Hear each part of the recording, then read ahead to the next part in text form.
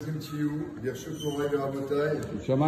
avait vu hier que si on rentrait dans la synagogue et on n'avait pas de talit, on pouvait emprunter le talit d'une autre personne, car d'une manière générale, il est admis que les gens apprécient qu'on fasse une mitzvah avec ce qui leur appartient.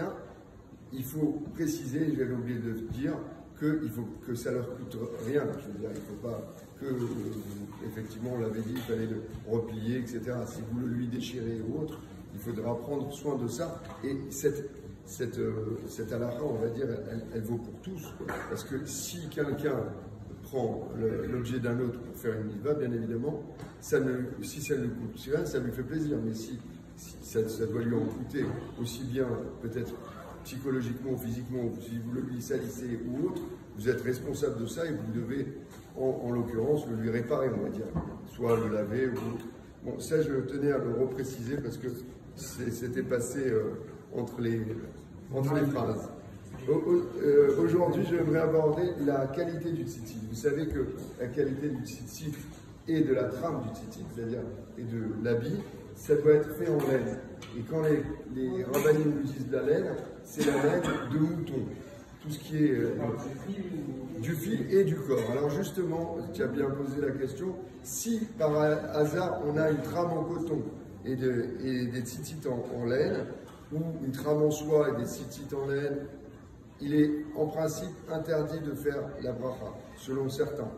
Donc l'homme pieux évitera de faire une bracha dessus. Maintenant, si il veut vraiment le porter parce qu'il a été offert par quelqu'un, je veux dire, bon, parce qu'il est beau, etc., parce qu'il veut célébrer quelque chose, il est censé faire une bracha sur un tzitzit en laine, le déposer, remettre ce tzitzit.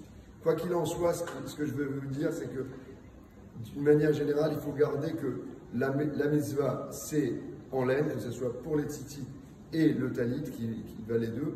Certains pensent qu'on pourrait faire la bracha sur un tzitzit en soie avec un tzitzit tissé ou coton, mais il faut que ce soit la même nature, ou en soie, et avec un talit en soie.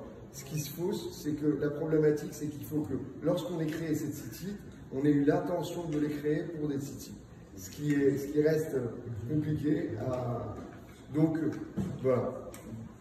En fait, il faut avoir cette kavana dès l'origine de la fabrication, même du tissu ou de la réalisation plutôt des fils des tzitzit. Belle culture.